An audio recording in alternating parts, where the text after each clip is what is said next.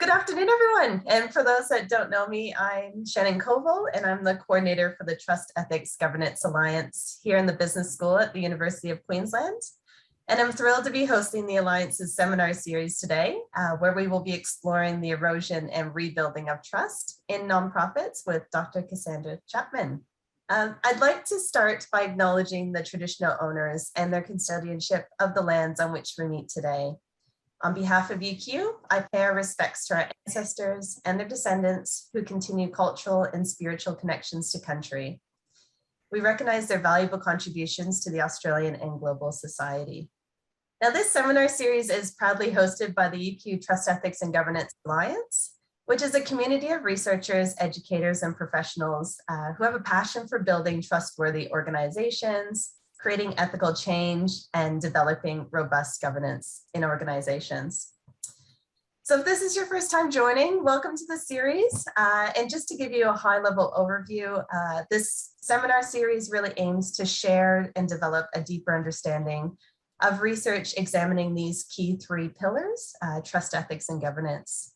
And we really see this seminar series as a vehicle to facilitate research connections and synergies. So to learn more about the Alliance, I do encourage you to check out our website and LinkedIn page where we frequently post, latest research insights, upcoming events, news, and discussion. So let's give a big welcome to Cassandra. Cassandra is a lecturer here at the University of Queensland. With a background in nonprofit marketing, Cassandra's research focuses on the psychology of charitable giving, trust in nonprofits, and public responses to charity scandals. She uses diverse methods to understand when and why donors are more or less willing to give particular causes, and the implications such preferences have for how charities communicate. So more broadly, Cassandra is really interested in the application of psychological knowledge to social issues. So a warm welcome to you, Cassandra, and thank you so much for presenting during our seminar series today. I really look forward to hearing your talk. I'll hand it over to you. Wonderful. Right. Thank you very much, Shannon, and thank you for everyone that's along here today. I can see there's a really good mix. Some people I know quite well, some people that are new to me, so I look forward to hearing a little bit more about you all and your perspectives in the discussion at the end. And also I can see that we have a mix here of academics and practitioners, which is exciting, but also a challenge for a speaker to sort of speak to both those kinds of worlds. So today I will be talking about scandals, and in particular talking about scandals occurring within nonprofit organizations.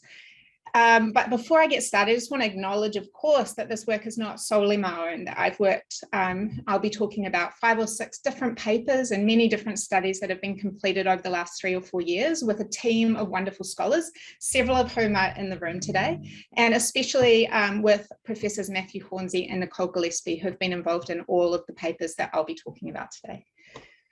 So what is scandal all about? Those of you, I can see there's a few fundraising people and nonprofit managers in the room. And so one thing you might have been paying attention to in recent years is just how much attention is being paid to scandals emerging within nonprofits. So for example, recently Oxfam was embroiled in a very large global scandal over sexual misconduct among staff in Haiti.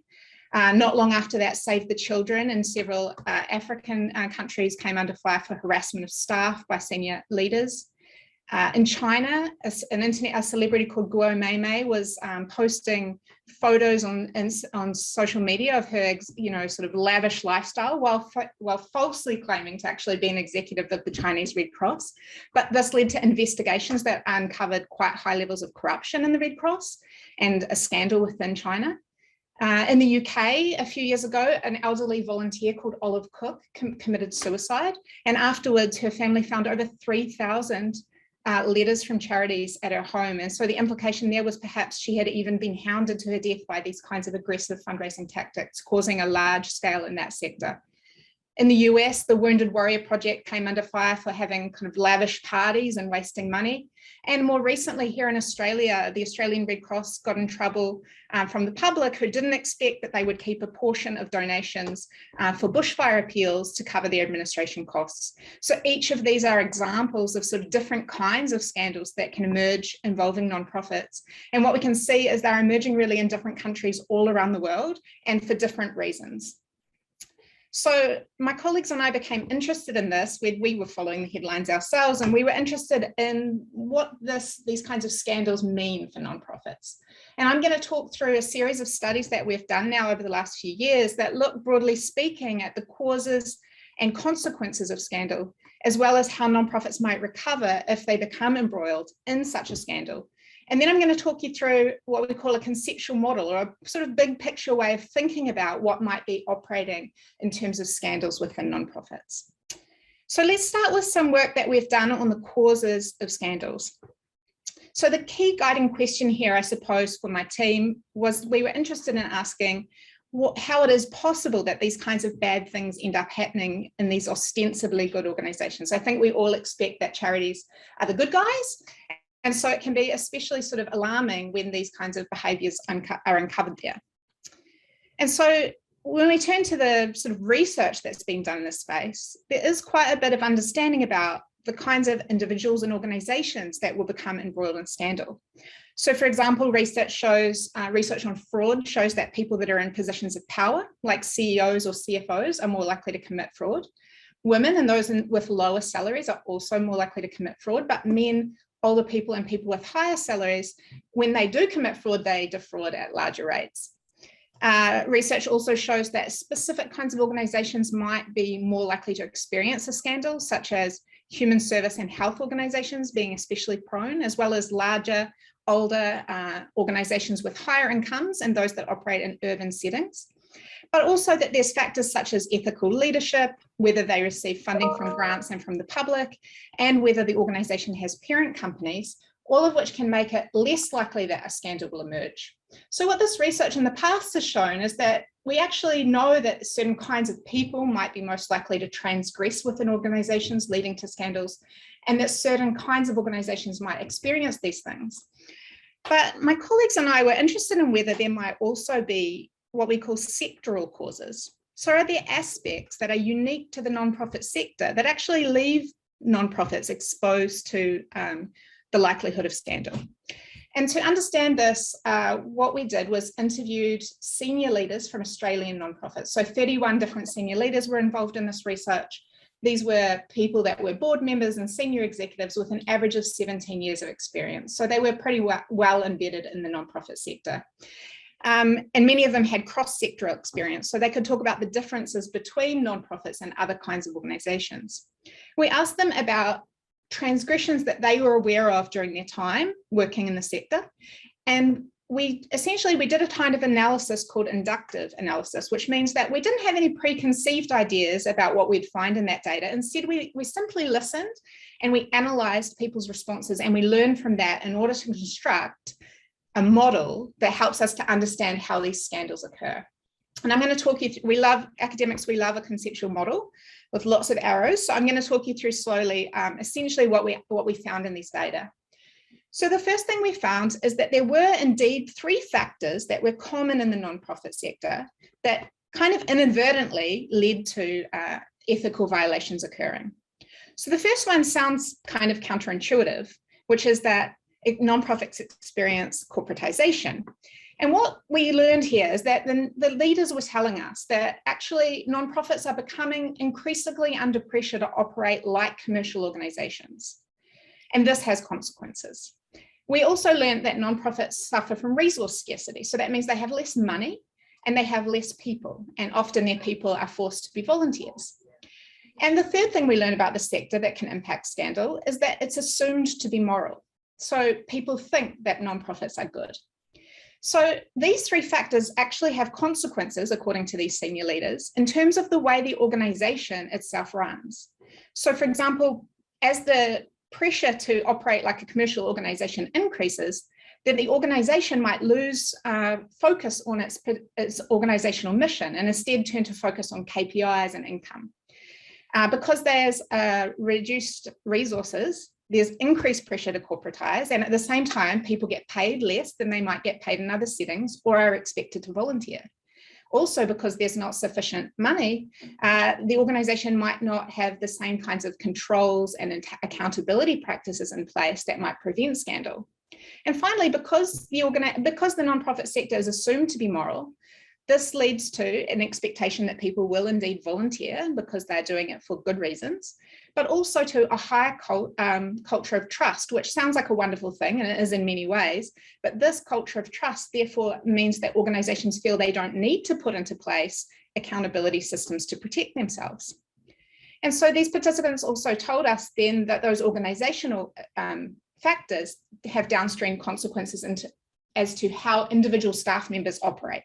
So because of the displaced mission, individual staff members become commercially oriented, focused on numbers, focused on outputs, focused on KPIs. Because they're not being paid as much, or they're expected to volunteer, they have limited capacity. So they might be doing two people's job, or they might have to do their volunteer work around family commitments or full-time work. And because they're not being paid fairly, they might feel a little bit more lenient about being completely appropriate in their behaviour, because they know they're not being watched, and because they know others trust them, then certain individuals might take that as an opportunity to essentially do bad behaviour. So this first study essentially shows that there's a number of factors that are unique to nonprofit sector that can actually influence whether or not a transgression will occur, and actually leave nonprofits slightly more vulnerable. So how is it possible that these bad things happen within good organisations? Our trickle-down model of ethical violations suggests that there are factors unique to the nonprofit sector, and we'll come back to this point a little bit later in the talk. So that's the first thing we've looked at, is just trying to understand how these scandals can even be caused. But of course, a really important consideration for people working in nonprofit sector is what the consequences are. Often these scandals emerge suddenly for the organisation itself or for the staff within it. And sort of they have to understand what that will mean for their business or organisation. So what are the consequences? So let's just imagine a scenario where you learn that leaders of a particular organisation flew business class, stayed in $500 a night hotels and threw expensive parties. The executive director even rappelled down buildings and rode a Segway to events. So how would you feel if you learned that the leaders we're talking about were leaders of Facebook? And how would you feel if they were leaders of a nonprofit helping war veterans, the Wounded Warrior Project? Now, the chances are your response could be quite different depending on which organisation was involved. In this case, this was a scandal that emerged around the Wounded Warrior Project. Another example, what about an organisation that contracts sweatshops in developing countries to make their products as cheaply as possible? How would you feel to learn that Reebok was doing this, or that Tom's was doing this, which is a world's leading social enterprise that donates shoes to people in need for every pair that they sell? Again, chances are you would evaluate these organisations differently. In this case, the scandal emerged around Reebok. And finally, what about an example where senior staff hired prostitutes and brought them back to accommodation paid for by the organisation? So this deplorable behaviour might be perceived differently depending on whether those senior staff worked at Sony or Oxfam. In this case, this is the scandal that emerged in Haiti with Oxfam. So these examples kind of prompted us to think about, are there unique dangers of scandals for nonprofits? And to get to this, to answer this question, I suppose, we conducted a series of online experiments. We presented participants with information about an organisation that was identical, except for one factor, which was whether or not we described that organisation as being non-profit in nature or commercial in nature. And we conducted 3 different studies looking at different kinds of transgressions that could occur, like fraud, sexual exploitation, and unethical labour practices. And just to summarise at a high level what we found. First of all, we measured participants' trust and consumer intentions towards the organisation at time 1. Now, at time 1, the only thing they knew about the organisation was whether it was a non-profit or a commercial organisation. At least that's the only thing that varied. And what we found is that people implicitly trusted nonprofits more. So when they had no other information about the organisation, they trusted it more, and they intended to engage with it as a consumer more when it was a nonprofit. So this we consider a kind of moral advantage for nonprofits. However, we then told people that that organization had been involved in one of those types of scandals that I mentioned. And then we asked them again how much they trusted them and intended to engage as a consumer. And what we found is obviously sharp falls in trust and consumer support. And at time 2, we now see no trust advantage for nonprofits, which also indicates that nonprofits are losing more trust and more consumer support for the same transgression. So this is a diagram that will make perfect sense to academics, but for those of you that aren't academics, let me talk you through it. This is essentially our way of trying to understand why it is that nonprofits lose support at such a higher rate than commercial organizations. So the first thing we found is that the nonprofits, essentially they violate people's expectation more when they commit some kind of transgression. So because we expect good things from them, this means people are especially surprised when they hear that nonprofits have transgressed. In turn, as that increased expectation results in a greater drop in trust, because we've now broken the kind of implicit promise we had of what kind of organization they were, we lose more trust, and because we lose trust, we lose support. So what we have shown here is that nonprofits that are embroiled in scandals, they actually lose a lot of trust and support. But why should we care so much about those trust losses? Well, trust is extremely important for nonprofits for 3 key reasons. Now, the first reason is that a trusting public is more likely to engage in civic life. So to the degree to which in society people trust one another, they may be more likely, for example, to volunteer, which is necessary for nonprofits. The second reason is that trust helps nonprofits to cultivate political support that's essential for their campaigning and lobbying. So to the extent that nonprofits can prove that the public is behind them and trusts in them and believes in them, this can build political clout that allows nonprofits to actually achieve their social ends through this kind of lobbying practice. And finally, trusted organizations receive more donations. And a lot of my research focuses on charitable giving and donations specifically. And so we're quite interested to understand the degree to which this might be true. And so what we did was something called a meta-analysis. What we were trying to understand was the degree to which overall trust really is associated with donations to charity. And a meta-analysis involves finding all the previous research that's been done on a question and then aggregating it all together to learn from all of those studies all at once to find one overall relationship. And so we looked at research over a period of, I think, 30 or 40 years, and we found 42 studies that had measured trust and also charitable giving. And these studies involved over 80,000 people in 31 countries. And what I'm showing here, again, will make sense to an academic, but to others, let me talk you through it. This is called a forest plot, and it's a summary of all the effects that we found in the various studies. So on the left, what you have are the individual studies included in our meta-analysis. And on the right is the size of the relationship that that study found between trust and charitable giving. This line here represents no relationship at all. So any of the effects, any of the lines that cross this one indicate that there was no relationship found in that study between trust and charitable giving. Anytime that the entire confidence interval falls to the left of that line, you find a negative relationship, and you'll see there's just one study that found a negative relationship. And anytime the entire confidence interval falls to the right, you'll find a positive relationship. So quite a lot of null results or non-significant results and quite a lot of positive results. Now this line represents a perfect correlation, and you can see that very few, only one study is substantially close to that. In most cases, instead, you find a relatively small correlation. In this case, overall, across all these different studies, the correlation was 0.22, which is considered a modest correlation. But to put it in context for practitioners, this is similar to about the relationship that would be observed between income and charitable giving. So it's small, but it is significant, and it is a factor that we should be considering. We also found that trust was equally likely to be associated with the likelihood of being a donor, so giving at all, and the amount that people donated, so how much value they gave. We found that the relationship between trust and giving was actually weaker in countries like Australia. So in countries like Australia, the USA, the UK, these kinds of Western industrialized countries, the trust is less associated with giving than in some developing countries. But interestingly, in this whole meta-analysis, we didn't find any studies that experimentally manipulated trust or looked at it longitudinally. So what it means is that although we know that trust and charitable giving are associated with one another, we cannot be certain that trust is driving charitable giving. It's equally possible that people that give more become more trusting in charities through that experience of giving. And the final point I want to make about what we learned here about the importance of trust and giving is different kinds of trust matter more or less, right?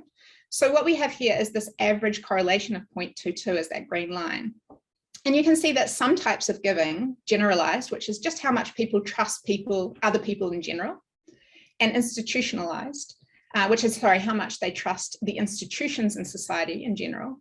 You can see these aren't very strongly associated with giving. Indeed, they explain only around 1% of the variance that we can observe in people's giving behavior. However, once you look at sectoral trust, that's how much they trust the nonprofit sector, and particularized trust, how much they trust the particular charity we're talking about right now, you find much stronger relationships. So by the time you get up to particular organization, then you see the relationship trust explains as much as 10% of the variance in people's charitable giving. So what we're seeing here is that trust is an important factor in people's giving. And so what happens if scandals that are occurring around the world are starting to erode people's trust, not just in the individual charity that transgresses, but indeed in the whole sector? And again, if you turn to the headlines, if you're paying attention to the media, then you would get a very clear idea that this is happening. You would see that charities need to stop the slide in public trust, that what people asking why trust in charities has been declining or how to help the public trust NGOs again. Fewer Britons apparently donate to charities after scandals have eroded trust. Australians are losing trust in charities. China's charities are facing this crisis. Even 1 in 3 worldwide lack confidence in NGOs. And I know that there's some fundraising people here, and that when you attend the conferences like the FAIA conference, for example, you're going to hear all the time about this crisis of confidence, this crisis of trust, and what we can do about it as a sector. So my colleagues and I became interested in understanding what this impression is really based on, and whether there's empirical support for this concern that we all have about this potential crisis that the sector is facing. So we set about to understand whether we have evidence of this crisis. And we were very lucky that Edelman were able to share with us some data they had collected over more than almost a decade. So Edelman's the largest public relations organization in the world, and every year they conduct what they call the Trust Barometer to measure people's trust in different kinds of institutions and organizations all around the world. And they send out reports about the nature of trust and how trust might be changing, but they don't analyze that data at a sort of granular level. They look at it in aggregate. And so they were very generous and allowed us to access their granular data, which came from 284,000 people in 31 countries over a period of 9 years. And we were able to do some kind of sophisticated analysis with it that took into account things like what's happening over time, and also accounting for the fact that different kinds of individuals might be higher or lower in trust, that different countries might have higher or lower rates of trust, and also that different countries might be experiencing different kinds of changes in trust over time. And so just to summarize what we found overall, if we aggregate all that data and to take into account those patterns, we see this kind of pattern. We see that trust in NGOs is oscillating ever so slightly every year, sometimes up, sometimes down, but no sort of discernible trend. And when we conduct the specific statistical analysis, we get these numbers that appear at the top right, which again will make sense to academics, but to others, what it means is that if anything, once we account for all these factors we know are changing, we see a slight increase in people's trust in NGOs over this 9-year period. So we found also patterns emerging about who is increasing in trust. So we found men were gaining trust in NGOs faster than women were. And part of this is because women already start with a higher level of trust in NGOs. We found that it's increasing for young people, those under 40, but people that are older than 40, they're not experiencing any change in their trust. We also found that trust is increasing faster for people that are in a category that Edelman creates called high education, income, and media consumption. So certain kinds of what Edelman would consider a kind of elite sample are increasing trust especially. And we also found that the patterns of change in trust varied across countries. About a third of countries experienced no change over the 9 years. About a third of countries had some increase in trust, and about a third of countries had some decrease. But importantly, in none of the countries, or only one of the countries, had a change in trust that was explaining more than 1% of the variance in trust over time. And the only one that had more than 1% explained was India, with 2% of the variance explained by time, and that was increasing. So what this suggests is that there's no kind of discernible pattern of decreasing trust in charities. And now people are always interested in what this bottom line is, this green line at the bottom of the graph. That's Russia. So you can see Russia starts with lower levels of trust and is declining. But again, time is not an important factor that it's explaining that trend over time. So to summarize what the consequences of scandals are, we've found that nonprofits, they do lose trust, they lose consumer support when they, individual organizations, are embroiled in scandal. And that's something that we should worry about because trust is associated with donations. We found that nonprofits are penalized more harshly for the scandals than commercial organizations are. But thankfully, we found that scandals are not yet spilling over to affect trust in the wider sector. So finally, what we wanted to understand was whether or not nonprofits could actually recover trust effectively if they were involved in a scandal. And so because we saw that nonprofits suffered a sort of harsher penalty for the transgression because we expected them to be good, we actually wondered if that earlier expectation that they would be good would actually help them when they came to doing the right thing and apologizing after the scandal emerged. And so we were essentially interested in how nonprofits respond to scandal and whether apologies can be especially effective. And for this, we also conducted online experiments, really similar to the ones I talked about previously, where we presented information about an organization that was identical, except that we described it as a nonprofit or a commercial organization. And we also looked at two different kinds of scandals here, sexual exploitation and fraud. So the first thing that we found, so at post-transgression, what this means is we presented information about the organization and we told them that the transgression had already occurred. And again, all that differs at this point is whether or not the organization was described as a nonprofit, the one on the left, or a commercial organization, the one on the right. And what we see is that people express lower consumer intentions to support the nonprofit than the commercial organization that had been involved in a scandal.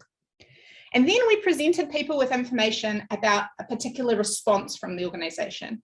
So they learned that the organization had now stepped up and formally apologized for the scandal that had emerged and took responsibility for it. Or they issued a kind of public response that acknowledged that the thing had happened, but took no personal responsibility. So they're the dark gray are the no apology, so acknowledging the scandal without responsibility, and the light gray are the formal apology. So first we found that once the nonprofit kind of stepped up and issued a response, we do see this kind of increase in consumer support. And we also see that, I'm not sharing all the graphs, but we also see that increase in trust after that. But you don't see an advantage of a formal apology over a kind of non-apology response. With the commercial organization, we see the same pattern. So again, we see an increase in consumer support if they respond, if they issue some sort of response, but it doesn't matter whether that's a formal apology or not. So can nonprofits recover trust more easily if they apologize? I mean, the answer is that apologies definitely help these organizations to recover trust and consumer support after a scandal, but so do other forms of public response. And so there's other research, for example, looking at things like stonewalling, sort of distracting people to other positive things that the organization has been doing, or even denying the scandal. And all of them have been shown to still be effective. But nonprofits do not seem to recover trust more quickly than commercial organizations. So once nonprofits lose that initial trust advantage, it's extremely hard for them to get it back. So the last thing I want to do, now that I've talked you through sort of the empirical work or the research studies that we've done, I want to talk you through what our thinking's been at a bigger level about nonprofit scandals and how all this kind of different aspects might be brought together. So in order to develop this, in addition to the research we've done ourselves, we also did what's called a systematic review, where we looked at all of the published research on scandals involving nonprofits over a 30-year period. And we've tried to aggregate all that information conceptually into a sort of model that allows us to understand the causes and consequences of scandal, as well as how organizations might prevent them and respond to them. So again, I'll just talk you through at a relatively high level some of the key points that we see emerging in this space. The first is that the causes of scandal are multi-level in nature. That means that causes can occur because of particular individuals, because of attributes of the organization, or because of attributes of the sector. So things like individual demographics, the positions of power people in, individual differences like how much empathy people have or how narcissistic they are could influence the kind of people that might find themselves embroiled in scandal. We also consider moral licensing. So this is the phenomenon whereby if somebody does something good, they later feel kind of licensed to do something bad or something not as good, let's say, to make up for it. And so because people are working in nonprofits and potentially working for lower pay than they would want to be, they might feel licensed to sometimes cut corners or do inappropriate things. On the other hand, people that are extremely committed to the cause that they work for could be more likely to be embroiled in some sort of unethical behavior if they feel that that behavior will benefit the cause or the beneficiaries in some way. Then the causes at the organizational level, the degree of accountability the organization has to others, such as parent companies or donors, the type, size, age, or income of the organization, the style of leadership within it, and maybe even the types of beneficiaries that the organizations serve might leave particular organizations more vulnerable or less vulnerable to scandal. And finally, at the sectoral level, we previously talked about 3 factors that could influence scandal, which were corporatization, limited resources, and also the assumed moral integrity. But in addition to these, we identified several other factors that are unique to the nonprofit sector that could make them more or less vulnerable to scandal. So nonprofits experience high levels of public scrutiny than other kinds of organizations, which could reduce the likelihood that scandals occur. But they also serve vulnerable communities, which might attract kind of nefarious people that want to use those access points. And also because of the volunteerism that we discussed, then you might find staff practicing moral licensing and therefore leaving these organizations vulnerable to scandal. So in addition to the causes of scandal operating at these three levels or multiple levels, we also note that the consequences of scandals could potentially hit at any of these levels. So at the individual level, individuals that transgress will lose reputation, employment, or even face conviction. Organizations that are found to be embroiled in scandal will lose their reputation, trust, donors, volunteers, and even their social license to operate. And there's quite a bit of research showing that. And then at the sectoral level, and this is where there's no evidence, but it is still possible, isn't it, that over time, these scandals can have knock-on consequences for trust and confidence and funding at the sectoral level. So then we turn to prevention and response. When it comes to prevention, we found that organizations that do find themselves embroiled in scandal are actually more likely to implement preventative measures. So unfortunately, they're often doing this too late after the first scandal emerges, but scandals themselves lead to prevention. And preventative measures can be things like having external audits, strong governance practices, and internal controls. And rather than having direct impacts of reducing scandal, we argue that what these preventative measures do, they make it harder for the causes to lead to scandal. So for example, if you have a person in a position of power with a kind of personality that might lead them to take advantage, if there's a strong governance practice in place in the organization, it actually makes it much harder for that individual to transgress. In terms of the response, there's research and case studies showing that whether an organization, a nonprofit, responds or not implicates how big the scandal becomes.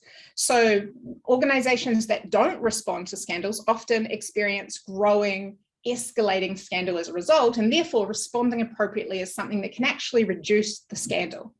But it also, the way we respond, whether we acknowledge the scandal, make some apology, whether we get, for example, celebrities to endorse the organisation and try to rebuild customer support, or take restorative action within the organisation, all these things can decrease the impact that the scandal has, or decrease the consequences that the scandal has. So that's a sort of broader conceptual model of our thinking about all the research we've done, but also the research many, many other scholars have done over many, many years. And so what I want to do now is I've ended sort of the content section, or in terms of the research section, on the causes and consequences and recovery from scandal and our conceptual thinking about it. But I do know that there's a number of people in the room that work in the nonprofit sector or are fundraisers. And so I thought it would be important to just talk very briefly about a potential scandal action plan. So based on these research and these ideas, what could organizations actually go away with and think about and do in order to use this knowledge? So the first thing organizations should do is consider their unique risk factors. So we've seen that there's like multiple levels of risk factor. So you need to think about the particular individuals within your organization who might be in positions that could allow them to take advantage, and make sure that there's appropriate checks and balances in place for them. You need to think about the attributes of your particular organization. So do you operate in particular geographies or with particular beneficiaries that might lead you particularly prone? And if so, making sure that you have a clear awareness of that. And also understanding those sectoral factors and sort of checking in. So for example, if you know that nonprofits are soon to be moral, starting to have a little think about what that might mean in terms of your organizational culture and where you can sort of bring in extra accountability.